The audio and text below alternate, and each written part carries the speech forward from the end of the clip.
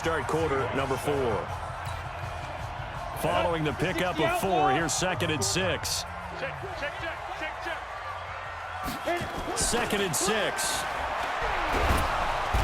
Nowhere to escape, and he goes down. Bobby Wagner, the former second-rounder out of Utah State, with a sack. The amount of sacks that they've absorbed in this game is absolutely extraordinary. Let's just face it. This offensive line, flat out, cannot handle this pass rush. It's been demonstrated time and time again. Now a 3rd down throw, but it misses the target, incomplete. It is tough to complete passes against zone defenses. The windows that you see open, they shrink pretty rapidly. How about being able to hit a moving target against a zone before the next guy can get there and make a play on the ball? Not easy for any quarterback, no matter the situation, and there the defense won the battle.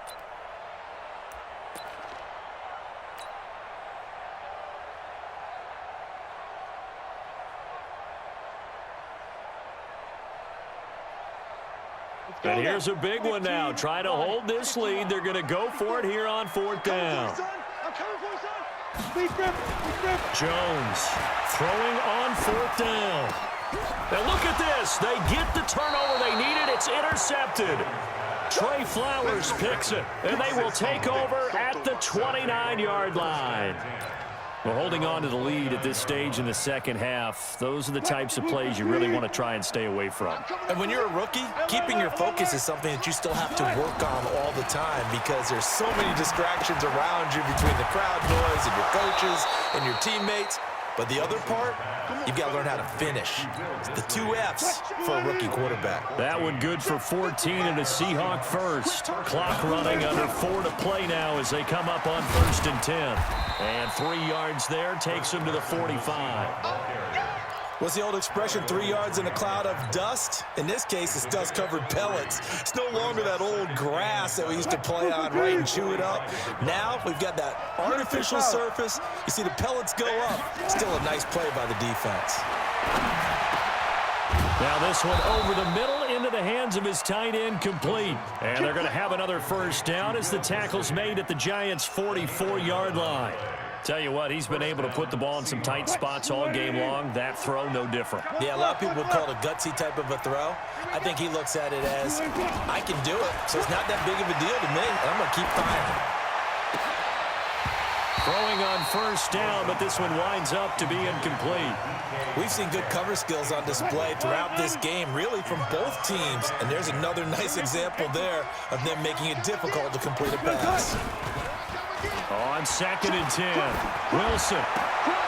Oh, he's able to outmuscle him here as he pulls it in. 1st down, Seattle, 16 yards the gain there.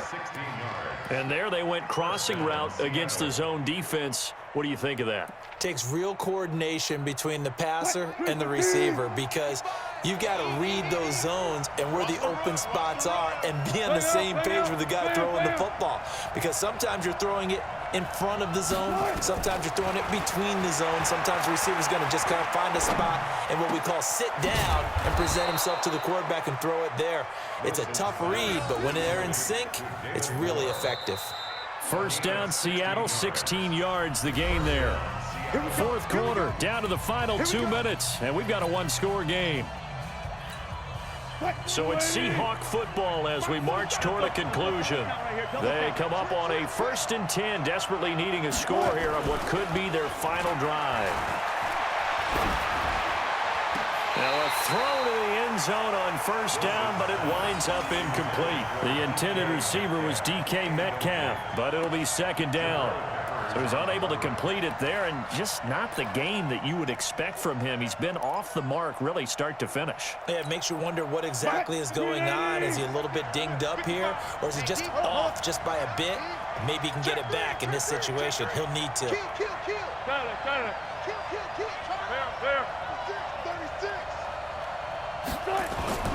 He'll look to throw. And he will score. Touchdown, Seattle. A 12-yard touchdown grab as they can now tie the game with the extra point here in the final 2 minutes. Well, the hard part's done. Now they just need to split the posts, tie it up, but then their defense is going to have to hold up to send it to overtime. Yeah, no matter what. I know there's an inclination in it when you have momentum to go for two here, but if you miss it, you don't give your defense a chance at all. Plus, it's been a good game. I want to see overtime. I'm selfish. You obviously don't have a flight to catch. Tomorrow. That'll be taken in the end zone. And he'll get it up past the 20 to the 22-yard line.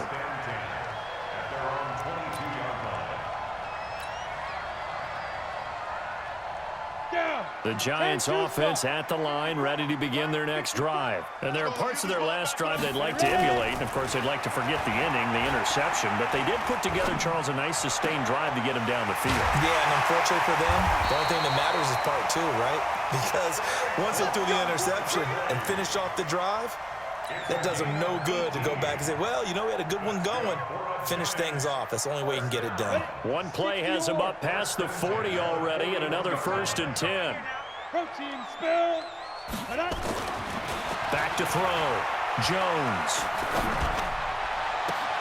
And this is going to be caught. He won the fight for the football. A really nice gain of 25 yards. But they picked up a little bit of yardage there, and now, in this situation, should be in no hurry to run a play really fast. Let the clock wind down.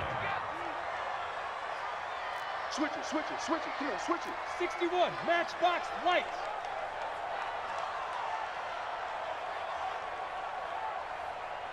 Go. Now Jones throwing on 1st down. It's hauled in by Shepard. And they're going to be set up down around the 15-yard line. Chewing up big yardage. Another nice gain there. This one goes for 20. Giants, 1st down. 1st and 10 at the 15-yard line. Jones now, after the pick on the last drive, 3 for 3 to start this drive. It's 1st and 10. This is Barkley.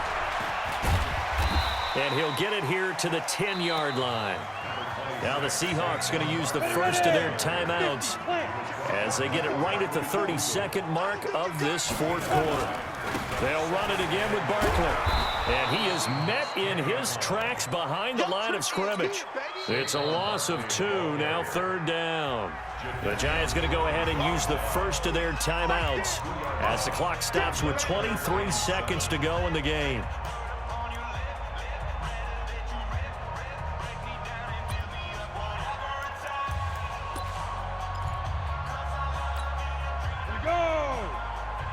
Pittsburgh, X3, 218, chopper. Shoot. Here's Jones to throw on 3rd down. And, oh, he took that in one-handed. What a grab.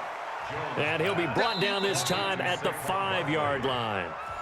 Now the Giants will use the second of their 3 timeouts as they stop it with 14 seconds to go in the game. So a big one coming now for Aldrick Rosas. This to almost certainly win the football game. And the kick by Rosas is good. And the sideline celebrates as they have taken the lead in the final minute. The home crowd here absolutely loves it, as they should, getting the field goal in the closing moments and likely going to get out of here with a W. A W, celebrations all around. How about how everyone's going to leave this stadium, right? And you know something? He probably makes more money than most of the 60,000 people here, but they're all willing to buy him dinner tonight, aren't they? Oh, they don't care. He's a man of the people right now.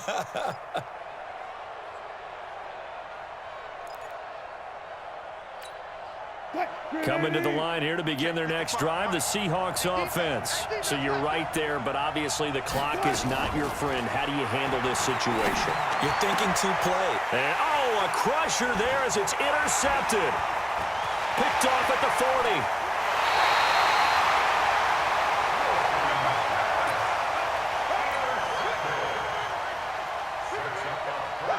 It's 1st and goal and a late touchdown at this stage. Could officially salt this one away. Now it looks like he'll throw here. Fighting for the end zone. He lost the football. It's out. And the Seahawks have recovered. Now the Seahawks call the second of their 3 timeouts. Well, partner, still a head-scratcher to me how this one ended. Down 3. I just thought, no matter the situation,